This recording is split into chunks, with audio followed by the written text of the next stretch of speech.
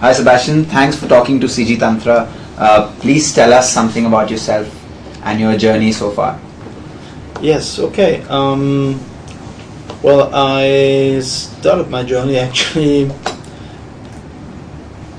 just as Olivier did in my childhood with watching movies, and I was pretty much crazy about everything that was a moving picture, basically fantasy movies and stuff like that. I always was a huge fan of comic books. I just, piled up the stuff in my room, and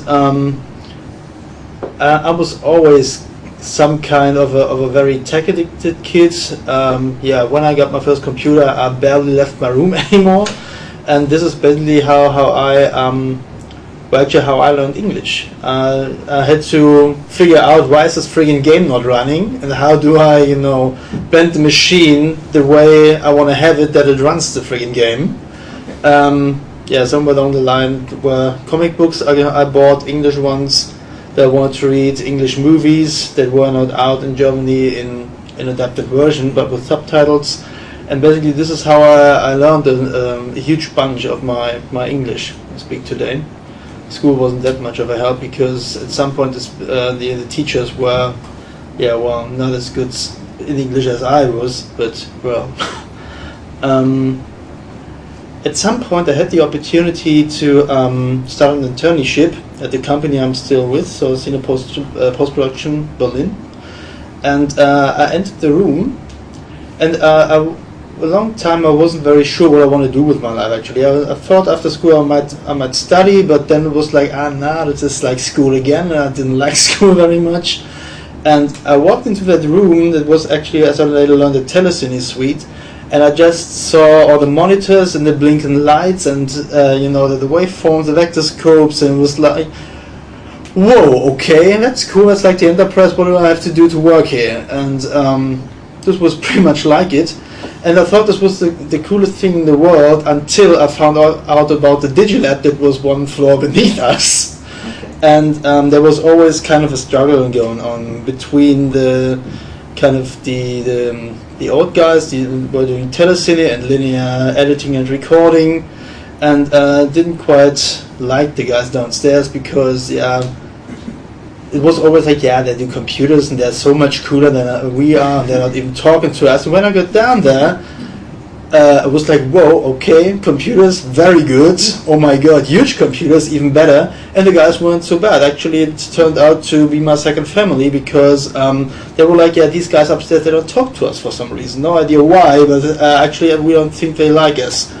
And as it turned out, I stayed down there because I liked all the computers better than the telecine, and they were doing quite a lot of trailer stuff for the German market. So it was like the international trailers hit our facility, and we adapted them for the German market. So like the titles and stuff like that changed and printed back to film. And this is what I started with actually after dust busting, because everybody that comes down there basically starts with a simple task like dust busting. And I did this quite a while actually, and we did a lot of not only retouching actual movies we did, but we also had to do restorations of very old stuff. And this reached so far that we had to use flame that was around and a bit of smoke, but the problem was I wasn't able to operate these. And so I stuck with a buddy of mine to do simple animation, just because you had a tool that was able to do kind of an analysis from the frame before and the frame after, and then paste in the information for the broken pixels, like what the dust was. Or you could take the image before and after, 2 frames before after, and then make a transparent overlay and move it around to find an area that matches kinda, and then paint this through. And we went so far that we've done simple animations with this because we didn't have the opportunity to go get on a certain box, or more like we didn't know how to do it. Next step was that we used desktop compositing systems like Fusion or Combustion. So actually I was the one why my company bought Combustion, because I wanted hit flame so badly, but couldn't get at it because my friend Eva was sitting there, and he used to be the flame guy who was pushing all the trailers, all the heavy film stuff. and so he was pretty much there around the clock.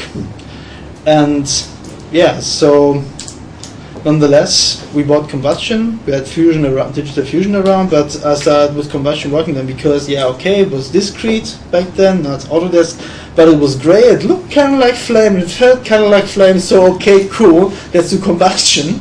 Okay. And this was basically it. Therefore, I moved at a certain point to smoke because we had to do a lot of dust busting from tape and also simple compositing. I've done in combustion, I've done in smoke so far, and then eventually I hit flame because then I was kind of grown up, I can do it. And after all, at some point, Ivar moved on to be the head of digital post-production, so he wasn't allowed to be on the flame anymore. And so somebody else had to go there.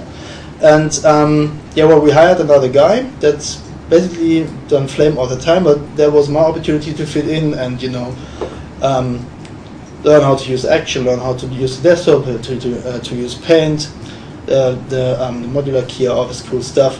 And eventually our workload increased so much that we were still using a linear color grading system for our DIs and HD stuff, and we had to tape-to-tape poles around.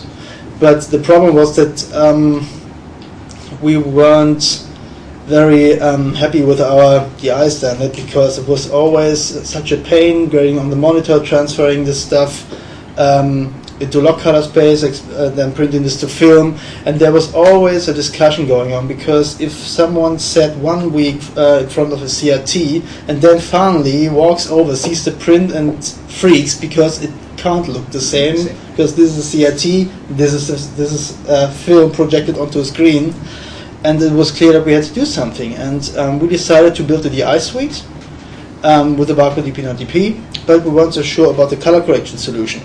And there was a screening about pretty much everything out there, and since we had flame and smoke around, and it was obvious that there was some interoperability possible, we decided for the Lustre one because there were only 2 options left, because the rest wasn't feature-wise so nice, it was too expensive and bad, and were crashing, and even the demo ops couldn't track a face in there.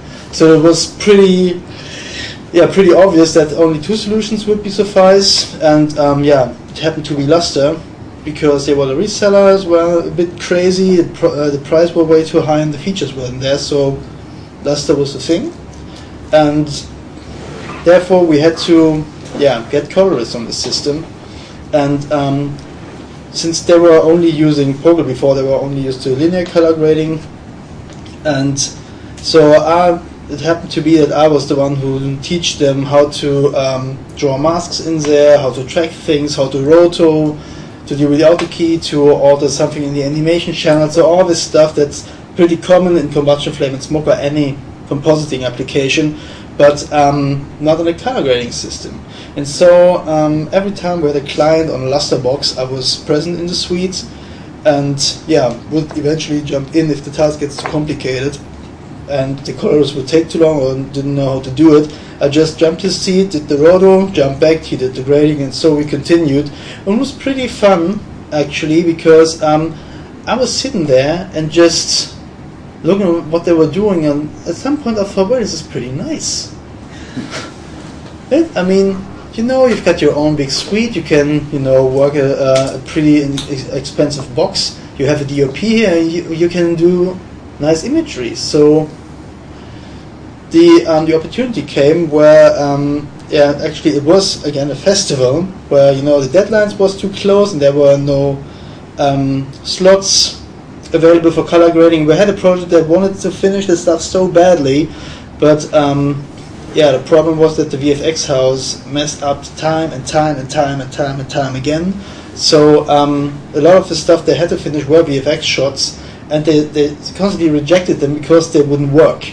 And until the point where the colorist who did this, actually my mentor, had to hit the holiday because the plane was waiting, and yeah, they thought it would have get done to this point. I was like, yeah, well, I don't know if it's head, but I can do it, so you can go on the holiday. What's with you? Asking UP, he was like, yeah, can I do it? Yeah, well, I've did a few preparation grades for the guys here, and they were fine with it, and I can do all the, I mean, I do the roto and the masking stuff, I do anyway, so let's give it a go, and it worked out.